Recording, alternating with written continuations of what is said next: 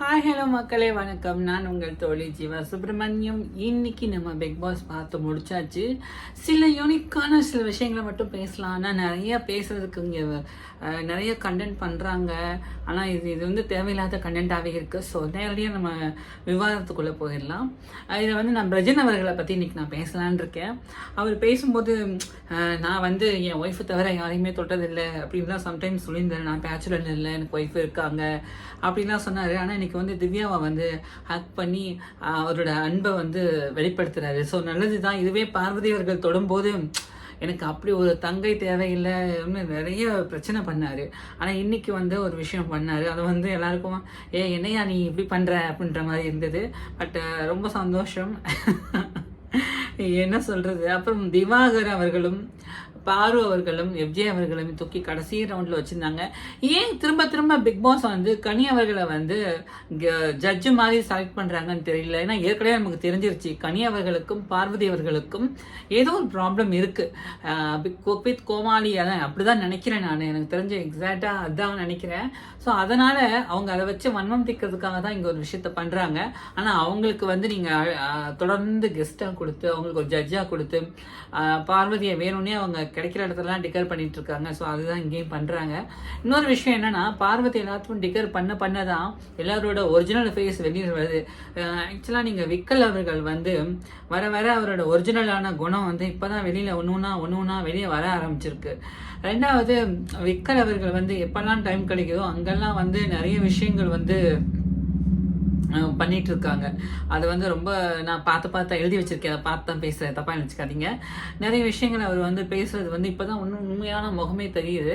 அப்புறம் தர்பீஸ் அவர்கள் ஏன் இப்போ அநாகரிகமாக வந்து பேசுகிறாரு. நீ என் காலுக்கு கீழே எச்ச தெருவில் கரகம் ஆடுறவன் நக்கி சாப்பிட்ற பரம்பரை இப்படிலாம் பேசுகிறாரு தர்பீஸ் அவர்கள். இதை வந்து குழந்தைங்க எல்லாரும் பார்க்குறாங்கல்ல. இதை வந்து குறைஞ்சபட்சம் அது பேசும்போது அவர்கிட்ட சொல்லி இப்படி பேசாதீங்கன்னு சொல்லலாம். ஆனால் அப்படி பேசுறதுக்கு ரீசன் வந்து வினோத் அவர்கள் தான். அவங்க தான் முதல் அவரை டிக்கர் பண்ணி பேச வைக்கிறாங்க. அப்பப்போ ஏன்னா எப்பவும் போல் அவர் நிறைய தகுதி தராதரம் இல்லை அது இதுன்னு போடுறாரு. ஐ திங்க் இதை எப்படி என்ன பண்ண போகிறாங்கன்னு எனக்கு தெரியல. அப்புறம் வந்து பார்த்தீங்கன்னா கனி ராஜமாதாவை வந்து எல்லாரும் நல்லா வச்சு செய்கிறாங்கன்றாங்க. அவங்களும் பயங்கரமாக வச்சு செஞ்சிட்ருக்காங்க எல்லாரையுமே. அண்ட் ஓவரால் இந்த சீசனில் 1, 2, 3 அப்படின்னு சொல்லும்போது சபரி அவர்கள் வந்து நம்பர் 1 போய் நிற்கிறாரு. இதை பார்க்கும்போது எனக்கு சிரிப்பு தான் வந்தது. அவர் தான் வந்து இருக்கிறதுலையே வந்து ரொம்ப எல்லாரையுமே சேஃப் கேம் ஆடி எல்லாரையுமே வந்து அவர் ஒரு பக்கம் தங்கச்சி அண்ணன் அம்மா அப்படிங்கிறாரு. கனி அவர்கள் நான் அக்கா அம்மா உன்னோட அட்வைசர் உன்னுடைய மென்டோர் அப்படின்ற மாதிரி அவர்கள் ஒரு பக்கம் கேம் ஆடுறாங்க. ஐ திங்க் எனக்கு வந்து ரொம்ப இன்னைக்கு இது பார்க்கும்போது என்னடா இது கச்சன்னு சண்டை போடணும், நான் சண்டை போடுவேன், நான் சண்டை போடணும் அப்படின்றதுலையே தான் இருக்கிறாங்க. எனக்கு பிக் பாஸா இல்லை இந்த சும்மா இப்போ இந்த காத்துக்கருப்பு கலை அவர்கள் வந்து ஸ்மால் பாக்ஸ்ன்னு சொல்லிட்டு ஒரு ஷோ பண்ணுறாரு. அந்த மாதிரி இருக்குது. இது வந்து ஸ்மால் ஹவுஸ் பிக் பாஸ் அப்படின்ற மாதிரி இருந்தது. இதில் வினாயா அவங்க ரம்யா ஜோ ஸோ இவங்கெல்லாம் வந்து நான் வந்து ஒத்துக்க மாட்டேன் சண்டை போடுறாங்க. ரைட், எல்லாருமே வந்து நம்பர் 1 வரணும் தான் ஆசைப்படுவாங்க. அதுதான் அந்த கேம்கே நம்ம வரோம். எல்லாமே ஓவரால் இன்னைக்கு அவ்வளோதாங்க. எனக்கு ரொம்ப எல்லாம் என்ன பேசுறதுக்குலாம் இல்லை. ஏன்னா இது வந்து வர பிக் பாஸ் ரொம்ப ஒரு மாதிரி ஆகிட்டுருக்கு. அண்ட் பார்வதி தொடர்ந்து அவங்களுடைய வேலையை செஞ்சுக்கிட்டே இருக்காங்க. ஃபஸ்ட்டு நாள்லேருந்து இன்னை வரைக்கும் அவங்களோட குணம் மாறவே இல்லை.